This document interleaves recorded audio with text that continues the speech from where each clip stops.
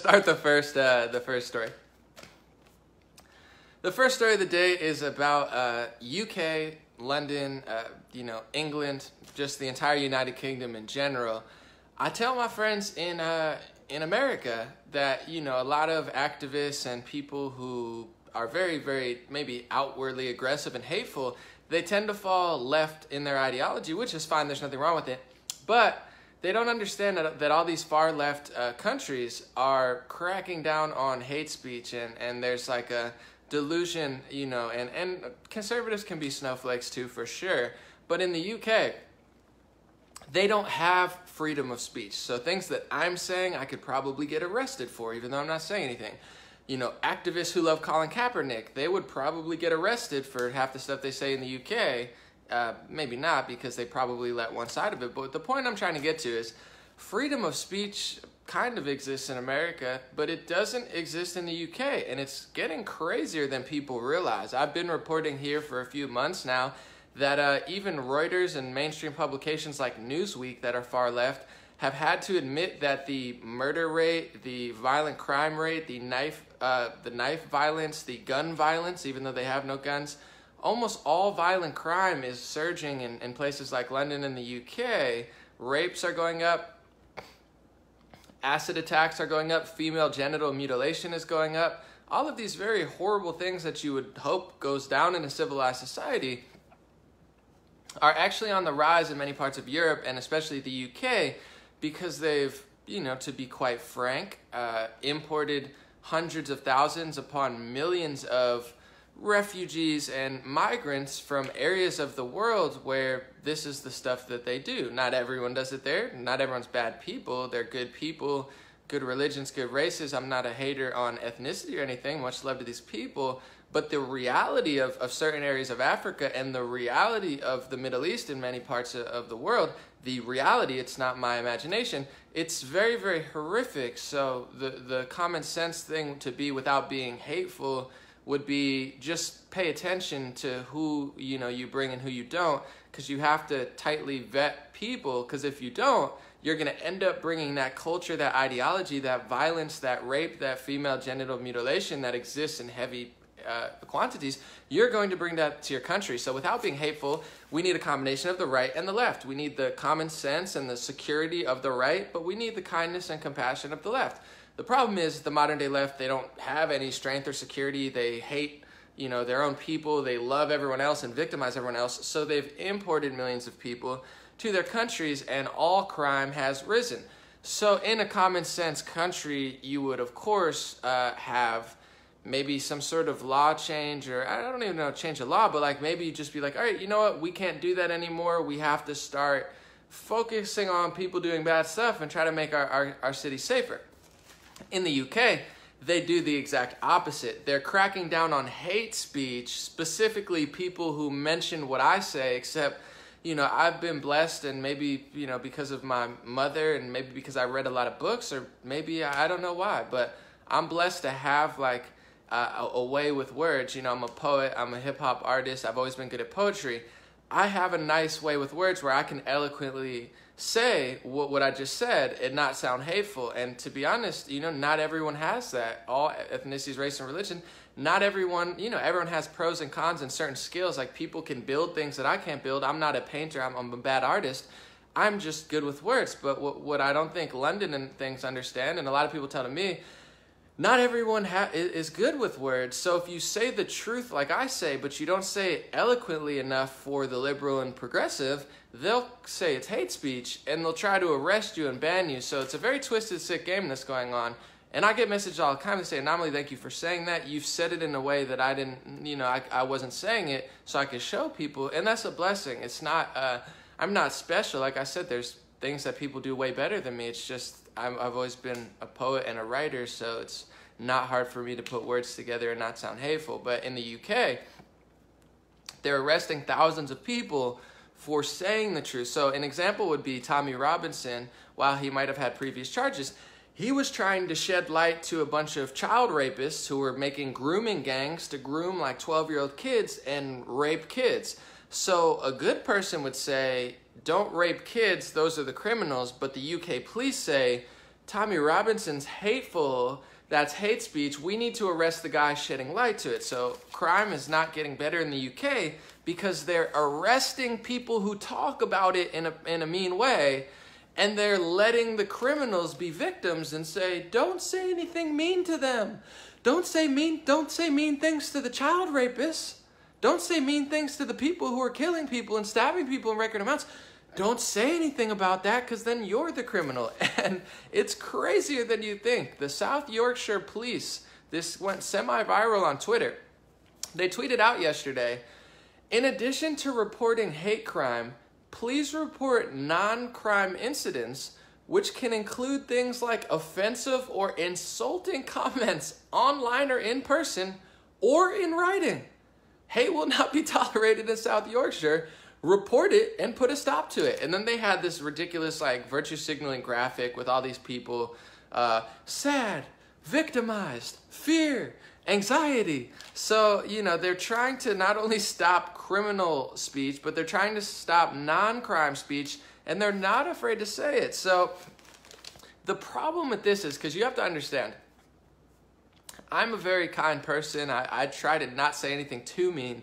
But to be honest, I'm getting a little more savage as the weeks go on, because sometimes you just got to confront things and make people debate, you know, as opposed to like waffling all the time. I'm starting to shoot truth darts at people and see if they can respond or not, you know, metaphorically, because, you know, I'm getting past the point I just don't really care anymore, to be quite frank. And I don't do it out of meanness. But what I'm trying to say is, I agree with kindness. I don't want to see hate speech. I agree there's way too many conservatives that are hateful. There's way too many right-wing people that are hateful. There's way too many progressives and liberals that are hateful. There's way too many left-wing people that are hateful. So I agree. I would love to see the hate de-escalate. But the problem with the UK police is hate. What is hate speech? To me, I'm a very fair and balanced person.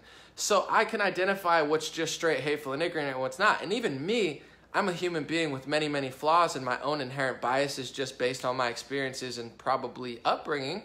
So even I'm not qualified to tell you what hate speech is, because what's hateful to me might be the truth to someone else. Like, so especially the most flawed people, such as like the South Yorkshire Police and these far leftists, to them, the truth is hateful. To them, it's offensive to say anything about the truth about what's going on. Like, the truth is, you know, I have no problem talking about white people. I have no problem talking about Latinos and having a real discussion to tell you, you know, even in the United States, a majority of illegal immigrants, there's nothing wrong with them. They're great people. It's just, I'm all for border security now, because in Mexico, the murder rate's higher than ever. It's not that most illegals are bad. It's not that most Latinos are bad. I'm actually personally part Latino myself. But it is just a reality of, like, if you don't have borders and you just let millions of people in, your country's gonna go to crap. So it's like a combination of the conservatives and liberals. Be kind, but don't be a complete moron. But the leftists, they don't have that. So what they say is, conservatives who talk about stuff, who talk about the truth of the migrant wave or the refugee wave, which is kind of just an insurgence of people who want to destroy Western civilization, which leftists, they don't want to admit. If you speak about it, that's hateful, but you could say death to UK, and I'm sure they'd have no problem with it. You could say death to white people. You could say all sorts of left-leaning things, and I'm not saying death to any race or religion or gender. That's horrible. Right-wing people do it. It's terrible to me. I can't stand a lot of conservatives and Republicans, to be honest. They annoy the crap out of me. But on the flip side, you have these far liberal governments that everything right-wing, everything right of Michael Moore is hateful, everything right of Stalin is hateful, and everything that they do, they can rape kids, and that's completely okay. Like, literally, you have people that were calling for the rape of Barron Trump because they hate Donald Trump so much, but that's not hate speech to Jack, and that wouldn't be hate speech to UK. So the inherent problem with this is, one, there's no freedom of speech. Two, the hate speech laws are not being enforced properly. They're being enforced by flawed humans, and now, if I explained in my other live stream, they're being enforced by AI algorithm programs programmed by far leftist liberals. So you have a combination of machine learning computer programs and like delusional liberal leftists saying that hate speech and offensive, insulting comments is hate speech. Like, if you say, you know, I don't like what you're doing there. Oh, that's offensive. But sometimes people are offended by the truth. A lot of times people are offended by the truth. I mean, what I'm saying is probably offensive to a lot of people because it's honest, and even though it's kind and even-keeled and fair and balanced, people don't like the truth. So it's like, you have the police saying, please report things to me that are non-crime incidents, which can include things like offensive or insulting comments online, in person, or in writing. Everything that CNN, the New York Times, BBC, ABC, NBC, MSNBC, Vox, Huffington Post, almost all their articles are hateful, offensive, and insulting to me. Everything that, left-leaning journalism is not only just ridiculously fake, naive, weak, foolish, terrible, not well-written, a bunch of pseudo-intellectual, half-baked, passive-aggressive, angry, super fake activists. It's offensive to me, but am I trying to report them to the police? No, I'm just trying to call them out and saying what you're saying is not true, and I can refute it via video until Facebook and YouTube starts taking out my videos, and we can all have freedom of speech. But everything that they do is offensive to me, but they're all programmed to hate everything outside their perspective. And I wouldn't call the police on them, but you have the South Yorkshire Police telling you, please call me if you're offended online. So a response to the South Yorkshire Police, basically crushing freedom of speech in its hands, making every 1984 novel come true. Neil J. Wood said on Twitter, "Oh, really? Sticks and stones will break my bones, but words will never hurt me. Learned that when we were 4 years old." Laugh emoji, laugh emoji, laugh emoji. So this guy responds to them and says, come on, man, sticks and stones, words will never hurt me. So the official South Yorkshire Police in the UK responded to Neil, who said that, and said, "Hi, Neil. While non-crime hate incidents may not be criminal offenses, they can feel that way to these affected and can sometimes escalate to crimes taking place. We work with partners to try to prevent this." So once again, the people committing crimes, and I'm going to get into it in my next segment, why I'm never voting liberal and progressive again. But it's this ideology that these are the victims, no matter what they do. They can come from other countries, and I'm not saying everybody, but a large portion of them. They can rape. They can literally rape children. They can do horrible, horrific things to women. But that's okay because they're the victim. And dare you ruffle their feathers in any way and then they commit a crime, it's not their fault for committing the crime. It's your fault for making them commit the crime. This is not a fringe group. This is what I explain to people. You have Vice, these little, trying to be nice, little hipster white kids basically that, hate right-wing people at Vice. They're running all over the country trying to find the fringe, neo-Nazi white supremacists, the 40, 50 of them that march around all the time and hide on, deep web blogs and talk to themselves and no one cares about them. You have Vice running around and being like, look at them, look at them. It's a small fringe group. But when it comes to the far leftists, it's not a fringe group. It's the South Yorkshire Police.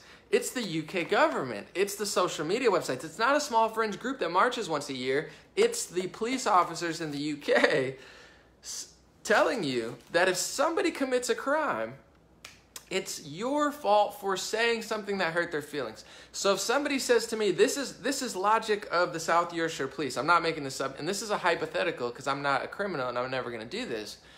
If someone said, Anomaly, you're a piece of trash, I hate you, you're a right-wing, this and that, even though it's not even true, I'm centrist and independent, whatever.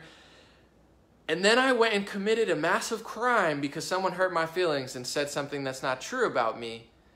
The South Yorkshire Police, with their logic, would say it's not Anomaly's fault that he just committed a massive crime that affected lives. It's your fault for making him do that, for ruffling his feathers. This is absolute insanity. But the problem, and I'm going to get into it in my next segment, is the South Yorkshire Police, it's not even keeled. And it's not right to do this on one side. It's not right to do it on the other. It's not even right to do it on both sides. It would be equally as horrific. But what they do is the one side of the political debate, they're the permanent victim. But if I was to do that, I would still be the criminal. So it's like they hate, just to be quite frank, I mean, I don't know a nicer way to put it. I treat everybody like individuals. Islam, Christianity, Judaism, atheism, black, white, Latino. I treat you as an equal. I treat you as an individual entity that's responsible for your own actions. That's me. I'm like Martin Luther King, but they're not. They're a PR team. The left is a PR team for Islam.